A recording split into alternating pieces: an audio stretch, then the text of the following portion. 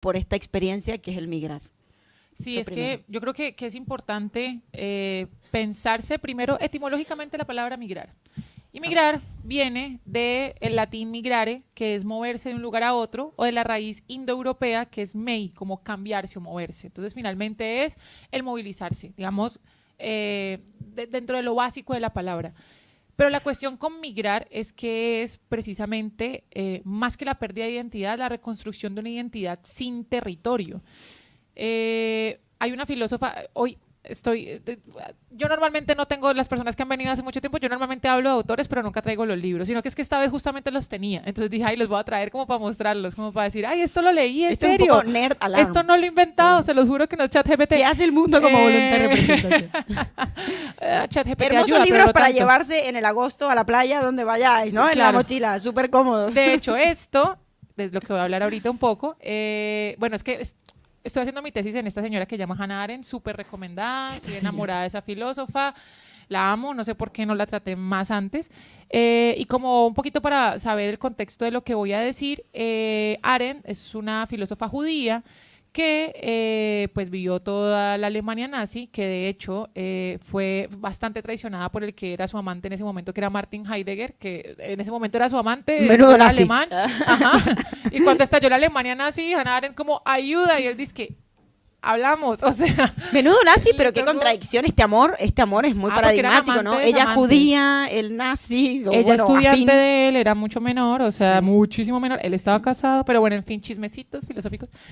Y ella le tocó migrar, primero se fue para París y estuvieron a punto de cogerla, o sea, así como que es de verdad, ¿no? O sea, uno ve estas historias, es como, a ver, pues, a ver, sabemos que la Alemania nazi realmente sucedió, pero digo, como verlo así como tan allí, pasó.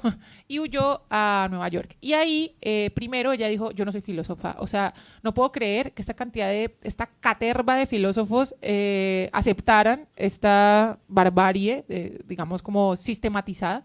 Y dijo, yo no me considero filósofa, yo soy politóloga y voy a hablar de política.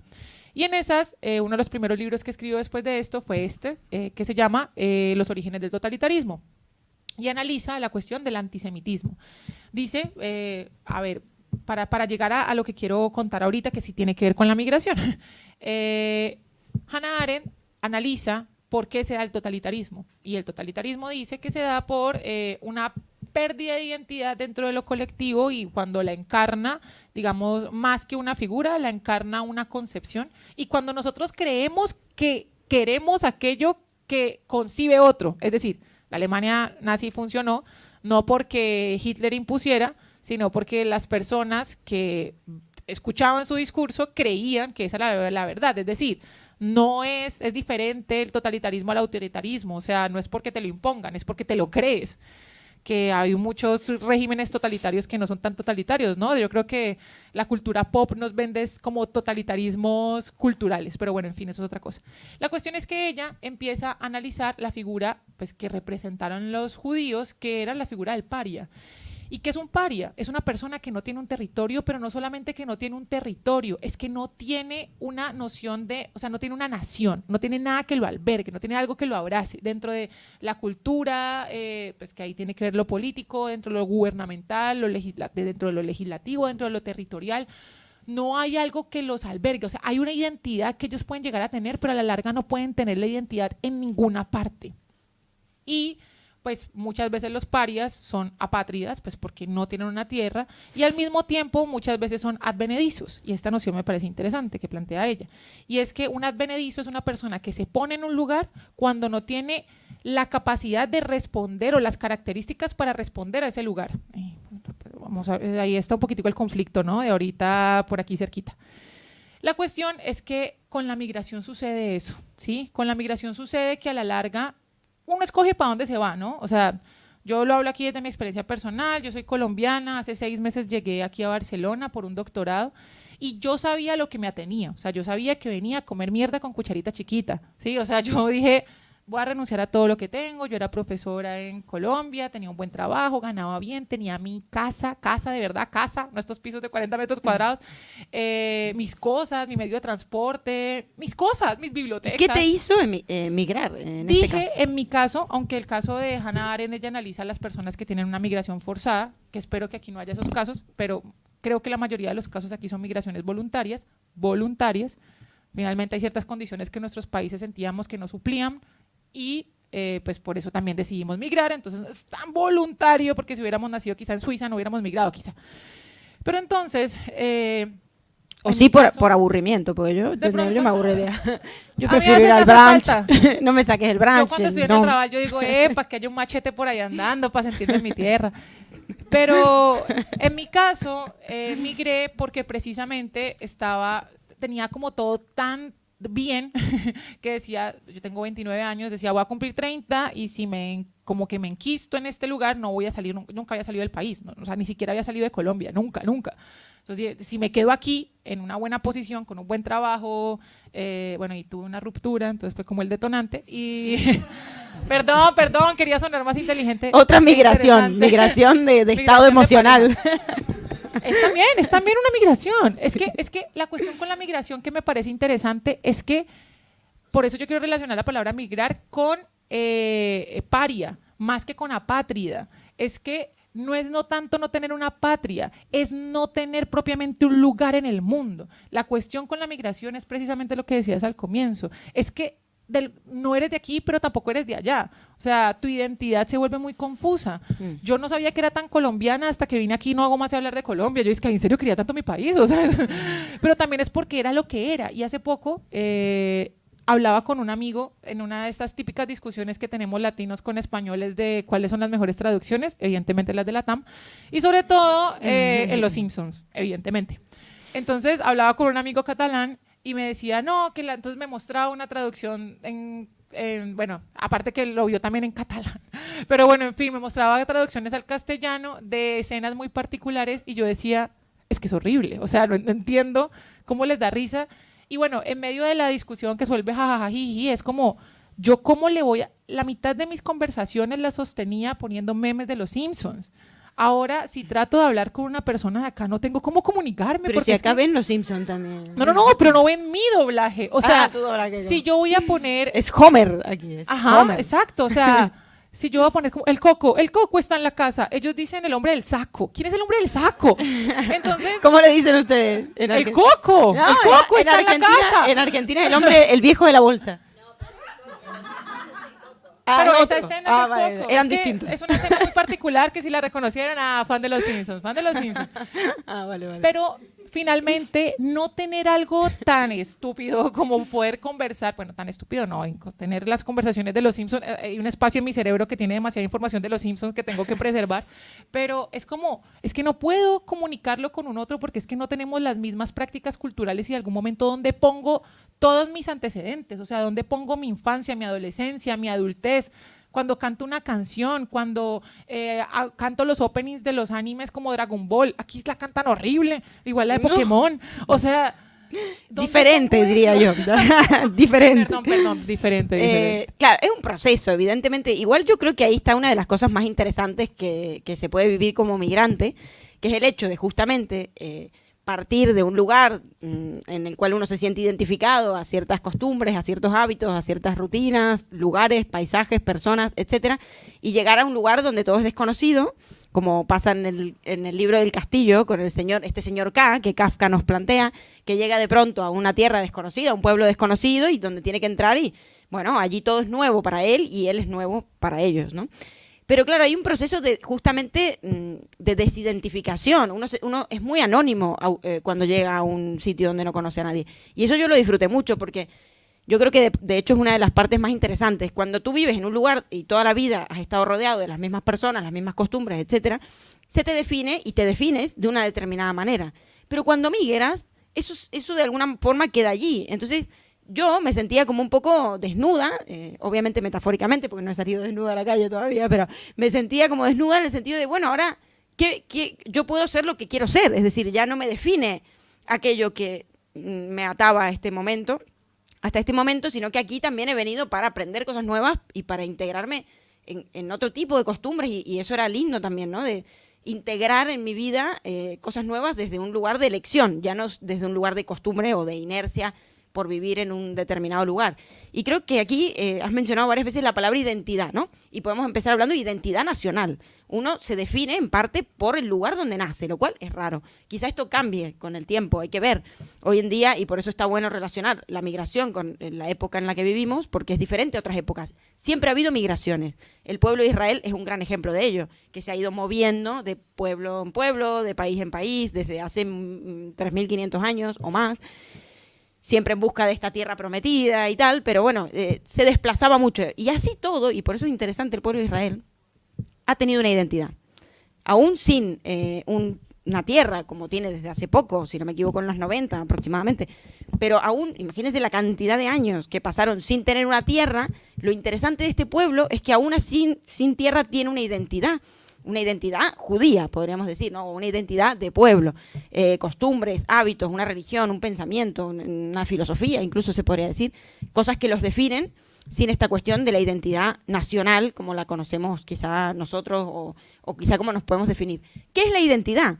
Bueno, la identidad es un conjunto de identificaciones, es decir, es un proceso en el que todos de alguna forma caemos por el hecho de ser seres humanos, y en el que vamos construyendo una identidad propia, pero a partir de identificarnos con otros, ¿no? Con otras personas, a través de las cuales vamos incorporando, aún inconscientemente, porque no todo esto se hace consciente. Es decir, muchas veces cuando te dicen, tú te sientas igual que tu padre, o caminas igual que tu madre, uno a veces tendería a relacionarlo a algo genético, es algo que, bueno, porque sí. Pero muchas veces es algo aprendido, imitado, de la observación, de la cuestión de identificarse a, ¿no? O, yo hablo más de la cuenta y mi madre también. Ah, bueno, quizá hay una identificación allí, o yo qué sé. Hoy una paciente me decía, no, es que yo soy como mi madre, somos de lengua floja y hablamos de más, decimos de más. Son identificaciones también, eso no es genético, no hay un gen del hablar de más. Si no lo tendríamos nosotros, seguro. también lo tendríamos. Pero claro, son identificaciones. Entonces, ¿qué pasa? Que la identificación tiene algo de idéntico, es decir, nos remite a una mismidad, nos remite a algo que es siempre lo mismo.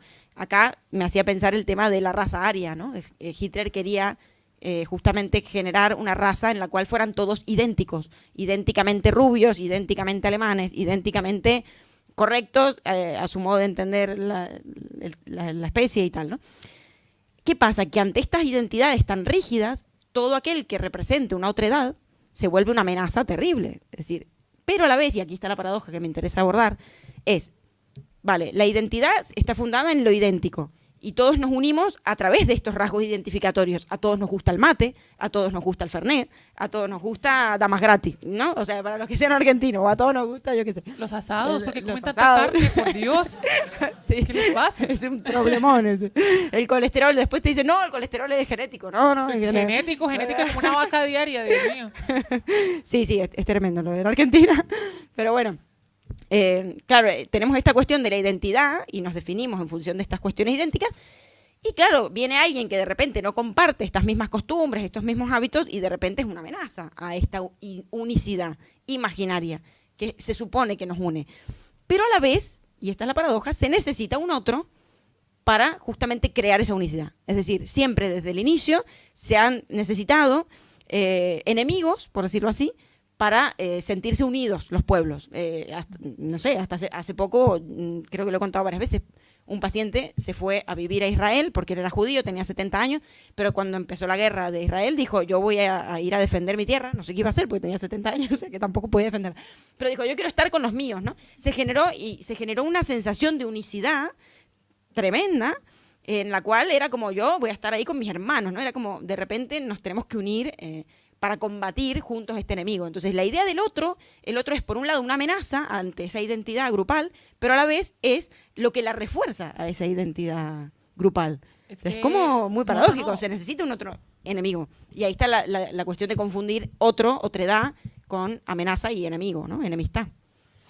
Es que es muy complejo porque, y lo hemos hablado acá varias veces, o sea, nosotros necesitamos la ratificación de que nosotros somos nosotros mismos para poder tener como, o sea, El ego, o sea, ese cuento de que es diferente como a la noción de egocentrismo, pues la construcción de un ego es importante para tener una construcción de yo. O sea, yo necesito saber que yo soy yo, porque si no como que me pierdo un poco. La locura precisamente es también ese dibujar que yo soy yo. Pero, o yo es otro, diría yo Rimbaud. También, pero también, claro, o sea, necesitamos no solo tener como cerrada nuestra propia identidad, porque precisamente así se crean regímenes totalitarios, o sea, es como cualquier cosa que sea lo otro es amenazante y en tanto amenazante pues tengo que destruirlo. Hay un filósofo que he mencionado aquí varias veces, que lo conozco hace poco, de hecho, que se llama René Girard, y René Girard hablaba en un texto que se llama La violencia y lo sagrado, que nosotros tenemos algo llamado el deseo mimético, es decir, todos empezamos a desear más o menos de la misma manera, o sea, todos empezamos a desear lo mismo. Si yo saco un iPhone, creo que quizá un 50% de la población aquí presente va a tener un iPhone, y nos justificamos con pendejadas, ¿no? Como con que, ay, no tomo mejores fotos, o es que ya todo lo tengo en iCloud, pero finalmente es porque en algún momento alguien lo deseó y todos lo deseamos y terminamos teniéndolo en las manos. La cuestión es que como todos deseamos lo mismo, hay un momento en que como que ese deseo nos carga de tal manera, nos carga, que necesitamos poder descargarlo.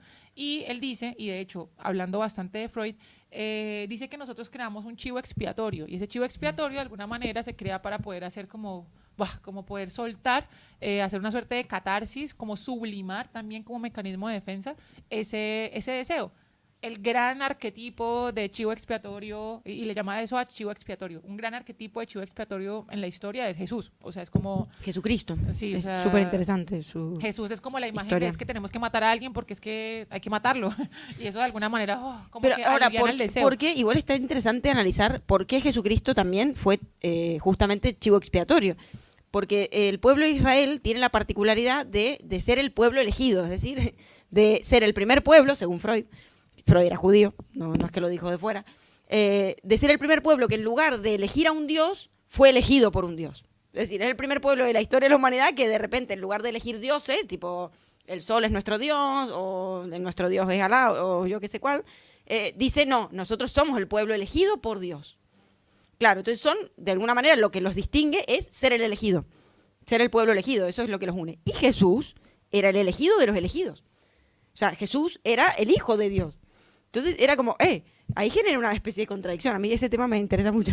Pero es como, el elegido dentro de los elegidos, es como, espera, somos el pueblo elegido. No, tú... Y Jesús, siendo ¿qué? judío, pues fue asesinado por judíos. Por judíos, claro. Es que, por eso digo, hay algo de una cierta extranjeridad dentro de un mismo pueblo. Entonces, uno puede ser extranjero quizá aún en su mismo pueblo, o sentirse extranjero aún en su misma familia.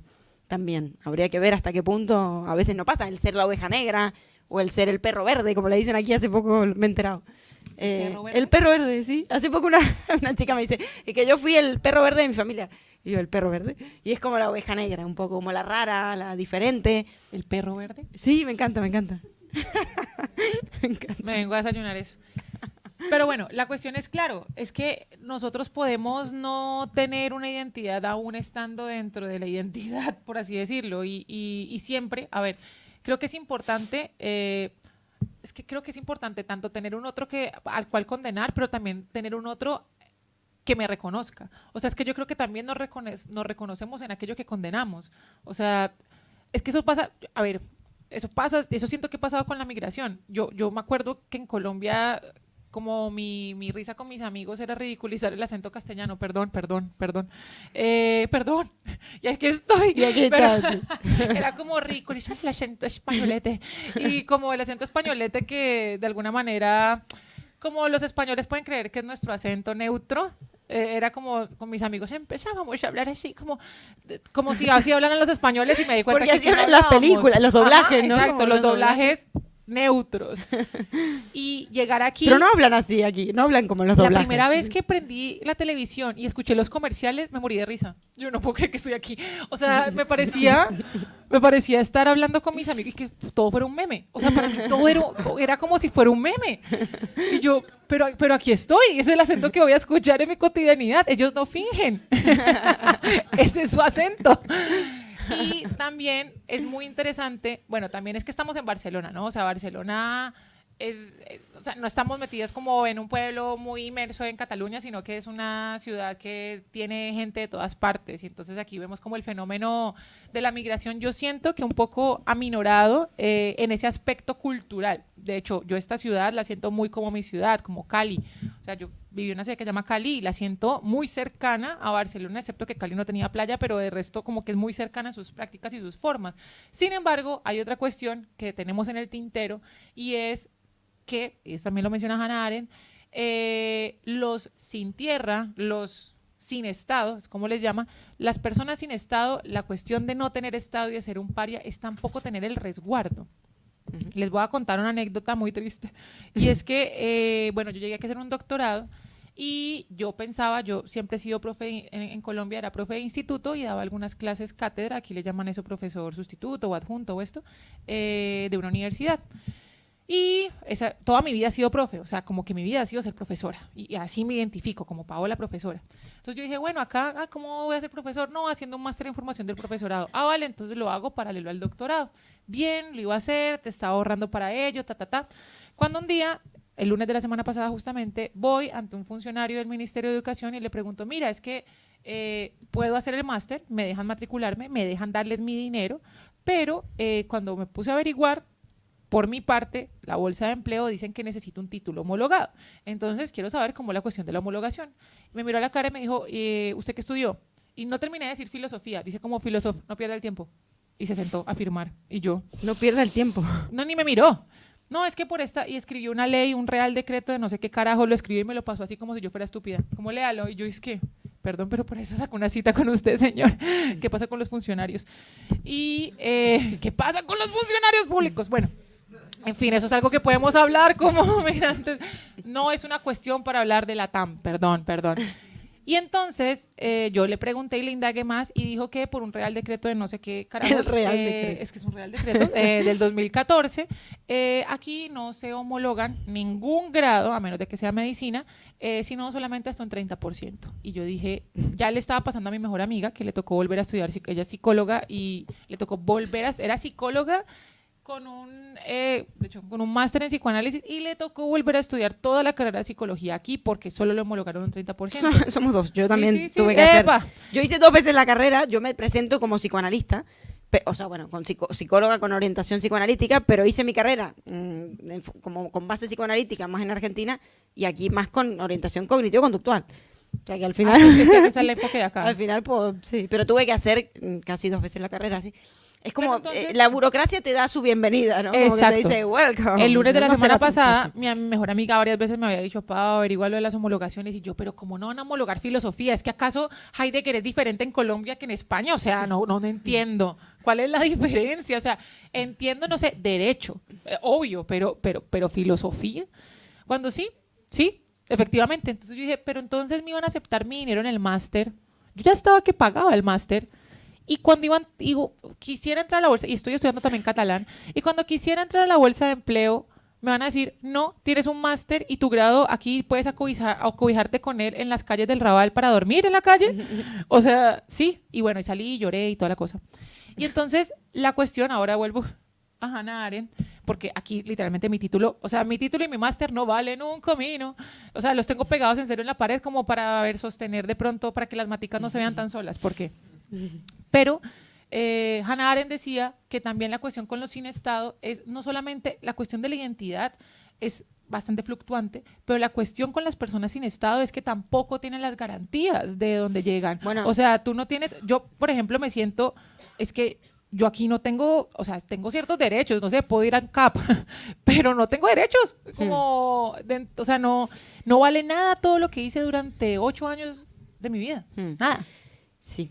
Es que sí, es que es una realidad. De hecho, Hannah Arendt habla un poco de esto como la muerte jurídica, de alguna manera, ¿no? Va a decir que esto es de alguna forma morir jurídicamente, es decir, a ver, ya no estamos en las sociedades de poder soberano, diría Foucault, ¿no? Es decir, tampoco en las disciplinarias, ya nos han disciplinado bastante, ya no hacen falta las instituciones disciplinarias, que fueron las que siguieron al poder soberano, cuyo modus operandi era el poder de dar la muerte, tipo, ibas en contra de la moral judeocristiana o cristiana, pues te llevaban a la hoguera, te te quemaban, no sé, te ahorcaban, la guillotina, lo que sea. Ya no, eso no pasa.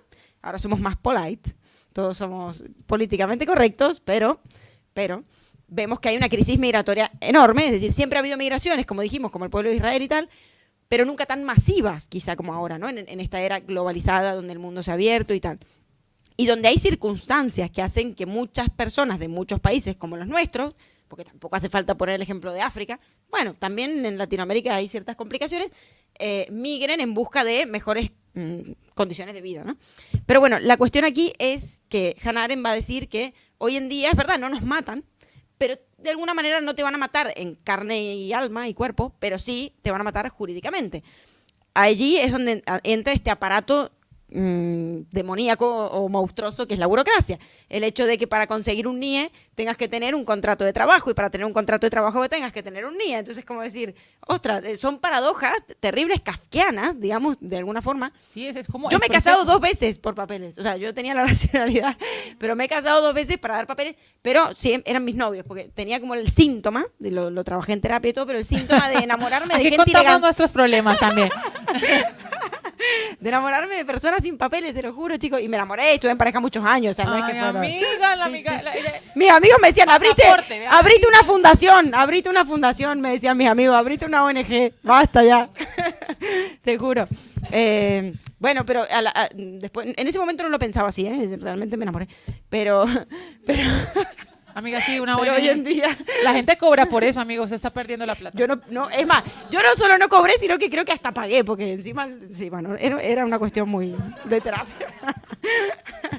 Por suerte ya está resuelto. La última persona que conocí, siempre pregunto, ¿tenés papeles? Ya no me puedo casar con nadie. Ya sería sospechosa incluso para el Estado, o sea, me irían a ver. Sí, un tercer matrimonio ya sería, niña, ¿cuánto ha ganado? Es que nada. Sí. Imagínate yo demostrando ante un juzgado que no, es que soy gilipollas, le diría, no he hecho negocio, soy gilipollas. Soy pendeja y ya. Sí. Pero claro, ahí está, y lo que me gustaba del castillo de Kafka era esta cuestión del señor K llegando a este pueblo y queriendo llegar al castillo, que el castillo es como si decir del ayuntamiento, yo me lo imagino así, y nunca llega allí. Es decir, es como que el aparato burocrático está construido de tal manera que es como un laberinto en el cual se te hace creer que puedes llegar a tener cierto acceso a algo, pero de alguna manera todo está construido para que te pierdas. Está bien que a veces se llega a tener los papeles finalmente, pero hay que hacer miles de rodeos y todo está un poco construido para que no sea tan sencillo, ¿no? Tenerlo. Esto ahora, quizá, porque hay mucha llegada de personas migrantes como nosotras, pero quizá en otras épocas no. También el migrante a veces es mano de obra barata, mano de obra que conviene, entonces, bueno, se va regulando también un poco. Claro, si no te dan los papeles, o sea, si no te dan los papeles para que sea legal, finalmente trabajas en negro y es la mano de obra que la gente prefiere contratar para que sea más económico. O sea, también creo que tiene ahí unas cuestiones un poquitico oscuras. Sí. Ahora, somos la única especie, es decir, hay otras especies que migran también, las gaviotas, no sé, los pájaros, migran, los peces, pero claro, a ningún pez, o que yo sepa, a ninguna gaviota le han pedido documentación para entrar en otros mares. Bueno, claro, entonces ahí es cuando se torna un poco como absurdo el hecho de decir, bueno, o no absurdo, pero como llamativo, ¿no? Que en nuestra especie sí que ocurra esto, ¿no? Que haya esta cuestión de la pertenencia al sitio donde has nacido o donde te ha tocado nacer. Hay 2 tipos de maneras de obtener o de ser nacionalizado en una tierra. Por sangre, era jus only o jus sanguinis en latín.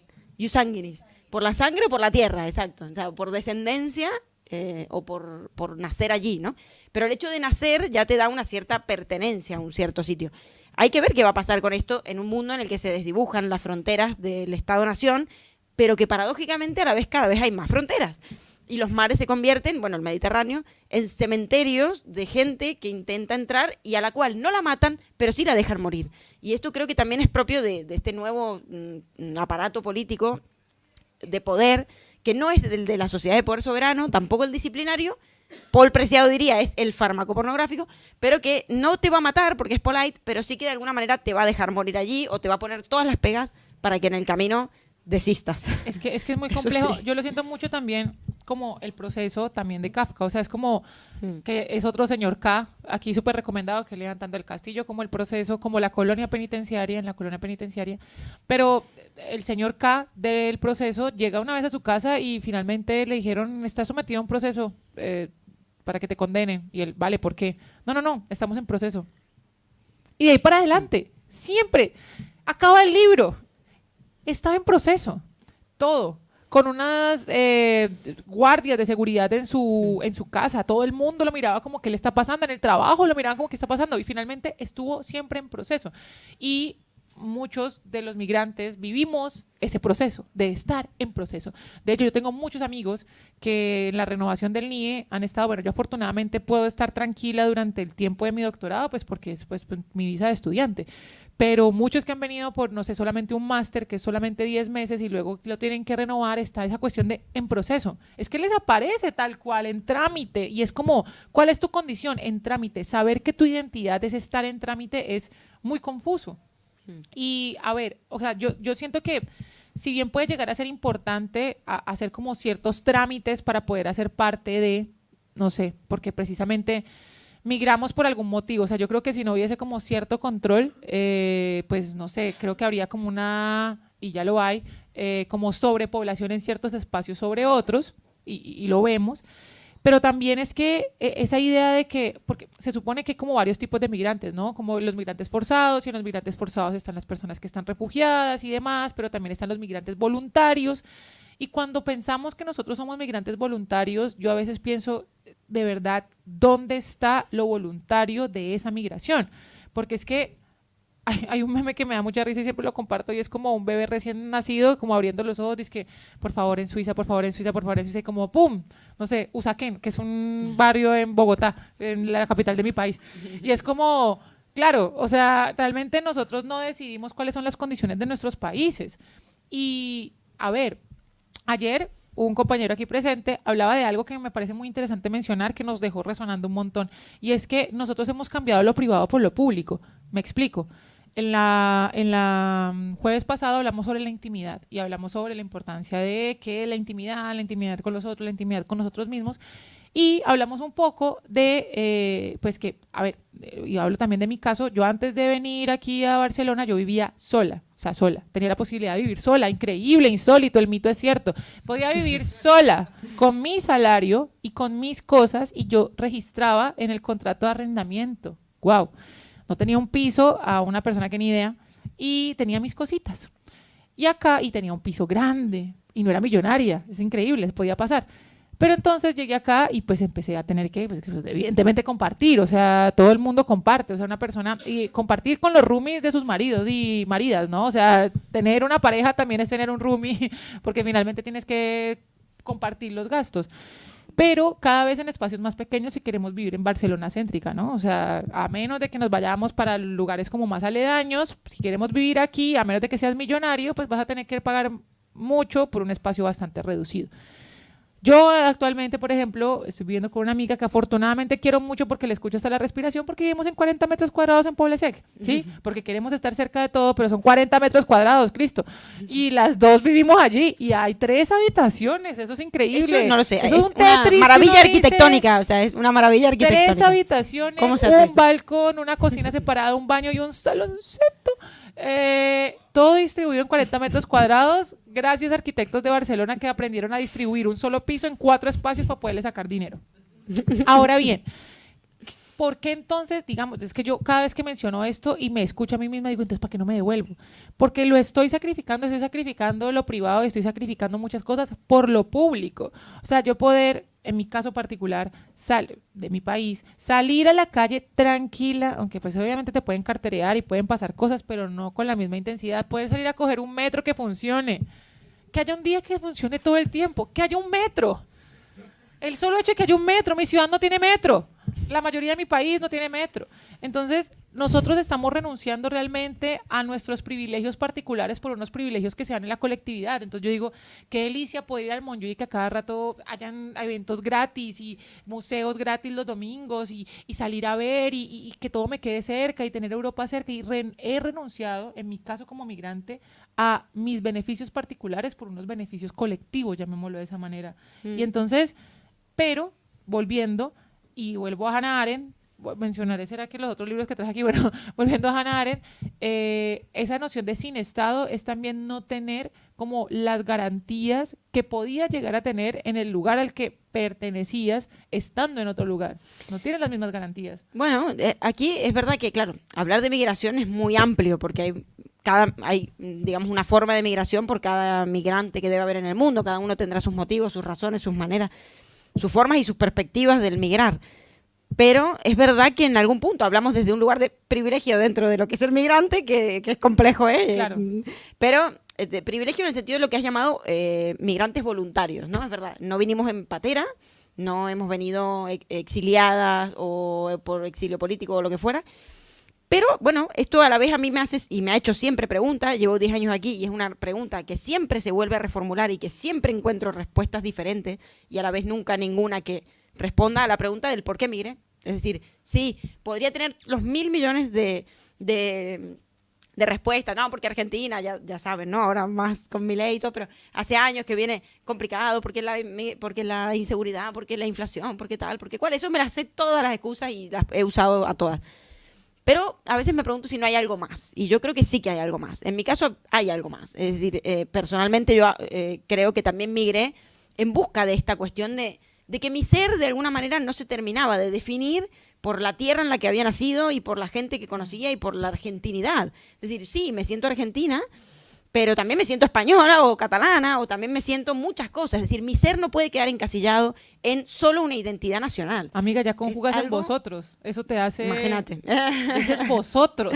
Sí, si me escucharan mis amigos me meten una hostia. Pero bueno. ¡Hostia! ¡Una hostia! ¡Dos hostias! Claro, es como, no sé, sí, es verdad, yo ya me siento como muy de aquí y tengo amigos catalanes que son tan amigos como los de Argentina a esta altura. Y ha sido un proceso y es un proceso súper enriquecedor.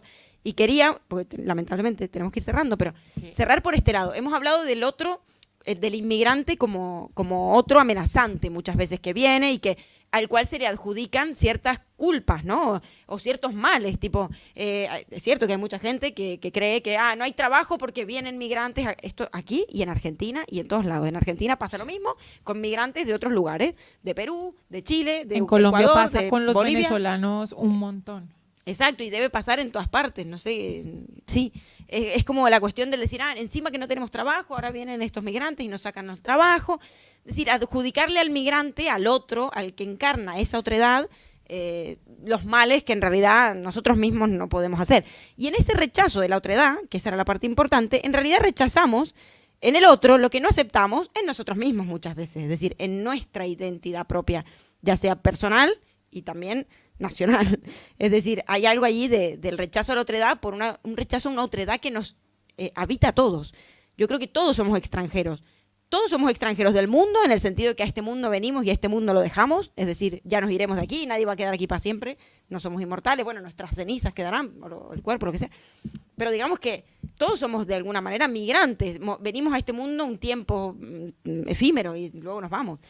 Y también la condición de extranjeridad que tenemos en relación a nosotros mismos. Esto del que el yo no es solo yo es otro. Hay un inconsciente, hay una otredad, hay una especie de algo desconocido en nosotros mismos que muchas veces nos habita y que a veces queremos negar. Esto nos podríamos ahondar un montón, pero esto en psicoanálisis se llama también lo femenino.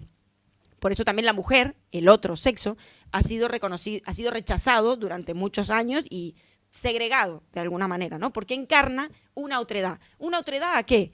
No hay mujeres no son de un mismo país las mujeres, ni tienen una misma identidad. Una otredad, la lógica universal, podríamos decir, a una cierta idea de lo que debe ser el hombre, la humanidad, lo que sea. Claro, entonces todo ese tipo de otredad es rechazada, pero hay que saber que esa otredad nos habita y que todos tenemos un lado femenino, todos tenemos un lado extranjero, todos tenemos un lado que no encaja al 100% con la lógica universal o con esto que nos han dicho que es ser argentino, que es ser español, que es ser madrileño o que es ser colombiano o que es ser de otro tipo de cosas. Y decir que también el otro puede ser enriquecedor, es decir, que abrirnos a la otredad, tanto para el país de aquí como para los que venimos, puede ser enriquecedor en el sentido de también conocer cosas diferentes. O sea, yo siento que me he nutrido también de conocimientos, comidas, no sé, en todos idiomas, en todos los sentidos me he nutrido. Y no solo yo viviendo aquí, sino también los de mi tierra, porque yo creo que uno se va, pero nunca se va al 100%, porque uno sigue en contacto con la tierra. Y esto era algo que quería decir, que antiguamente los pueblos enviaban a una persona, generalmente la más brillante, y ahora ya no es así, ahora venimos cualquiera, pero antes el migrante era como decir, bueno, mandemos a este que es medianamente ilustre, a otro pueblo, y lo proveían de bienes y tal para que lo hiciera, y contara a la vuelta lo que había visto, un poco como en la caverna de Platón. De que saliera alguien y volviera a contar cómo era el otro, cómo comercian, cómo comercializan, qué venden, ¿no? Para también ellos enriquecerse de ese conocimiento de cómo otros pueblos hacían otras cuestiones y podían también nutrirse de ideas. Entonces, creo que hay algo de esto también que nos puede enriquecer. Y esto de que el que se va no se va al 100%, sino que también como sigue en contacto con la gente de su pueblo, de su tierra natal, también le cuenta, hey, acá la gente hace tal, acá esto lo organizan de tal manera, aquí esto se gestiona de tal otra. Y yo creo que eso a la vez también va generando un enriquecimiento en el país de allí, en el sentido de que, bueno, la gente comenta y también creo que esa contraposición, esa manera diferente de hacer las cosas, muchas veces enriquece. No sé. Sí, yo creo que he nombrado un montón de cosas que me parecen muy interesantes y también voy a tratar de finalizar. Uno, nombrando un poco estos dos tochos que siempre menciono. Si han estado en charlas conmigo, yo siempre menciono a Schopenhauer y hablo del mundo como voluntad y representación. Están estos dos tochotes bastante maravillosos que se llaman así, el mundo como voluntad y representación. Para Schopenhauer nosotros representamos el mundo de acuerdo a algo que llama voluntad, que después Freud va a llamar pulsión, que después Nietzsche va a llamar voluntad de poder, que la voluntad es un ciego afán de algo que no sabemos qué es, pero nos moviliza la acción. O sea, es ese, no sé lo que quiero, pero lo quiero ya. Y así como la canción de Sumo. Y ese no sé lo que quiero, pero lo quiero ya, de alguna manera no, siempre nos representa la realidad, o sea, la presenta nuevamente. Y yo creo que nosotros como migrantes tenemos algo muy interesante, algo a pensarse frente a la representación. Como lo decía ahorita, yo nunca me había sentido tan colombiana como estando fuera de Colombia. O sea, yo nunca había hablado tan bien de mi país y nunca pensé que iba a hablar tan bien de Colombia como estando fuera de ella y nunca pensé que me iban a molestar tanto que solamente nombraran a Pablo Escobar. O sea, era como, para mí era, a mí qué me importa. Y ahora estando en otro lugar me he representado mi condición de migrante, me he representado hasta mis propias condiciones viviendo en mi país. O sea, he idealizado, entonces uno empieza a decir, es que mi país hubiese estado mejor porque estuviera haciendo esto, pero pues finalmente por algo has migrado. O sea, es como la voluntad finalmente ciega y se enfoca simplemente al mero deseo, el mero afán de algo que no sabemos qué es, pero nos moviliza la acción, a la larga nunca nada va a satisfacer ese deseo satisfacer ese deseo. Y por eso precisamente dice Schopenhauer que la vida implica sufrimiento. Ahora, hay otro texto que también quería mencionar antes de finalizar, que también se lo recomiendo un montón. Yo parece aquí que estuviera diciendo una lista de cosas para que lean, pero es que hay cosas chéveres para leer. Que es cortico, se llama El extranjero y es un libro de Albert Camus. Y en El extranjero hay un personaje, Meralgo, es francés, entonces no lo voy a pronunciar porque mi francés no lo tengo tan trabajado. Y este señor es un extranjero, pero es un extranjero porque no está de alguna manera haciendo parte de la manera en que todo el mundo se relaciona. O sea, empieza diciendo, hoy murió mamá, y es que a él se le murió la mamá. No les estoy diciendo un spoiler, así es la primera página. Y le importa un comino, pero más que le importe un comino es como, no lo sufre como todo el mundo espera que lo sufra, como, tirándose, como, se murió mi mamá. Y luego le empiezan a pasar una serie de cosas con la persona con la que estaba, termina estando en unas condiciones, no les quiero spoiler el libro porque me gustaría que lo leyeran, y es muy corto y es muy interesante, pero lo interesante de él es que y después Camus también va a escribir El mito de Sísifo y tiene bastante que ver con el absurdismo de Camus, pero a la larga es que no se va a representar el mundo como todo el mundo espera, no va a sufrir de la misma manera que todo el mundo espera. Él es un extranjero de la vida que de alguna manera todo el mundo está esperando que él sea. Y entonces cuando venimos al mundo realmente todos somos extranjeros, en tanto que nuestra concepción de realidad solamente es lo que está detrás de nuestra propia mirada, es lo que está de acuerdo a nuestra voluntad. Siempre vamos a no hacer parte del todo. Y la cuestión con la migración es que cuando pensamos que solamente tiene que ver con lo territorial, estamos muy equivocados, porque a la larga todo el tiempo estamos migrando. Migramos cuando terminamos una relación, migramos cuando terminamos un libro, migramos cuando terminamos una serie, migramos cuando hay un cambio de condición, cuando no nos sentimos en un lugar y a la larga nunca tenemos propiamente un lugar. Y creo que eso no está mal, porque parte del motivo fundamental, por ejemplo, por el que yo migré territorialmente, es porque quería, precisamente algo no me convencía del todo, pero a la larga quería sentir que no tenía un lugar, o sea, quería sentir precisamente ese devenir, quería sentir un poquitico la incertidumbre en medio de tantas certezas que tenía. Adrenalina. Adrenalina, comer un poquitico de mierda con cucharita pequeña, o sea, yo quería eso.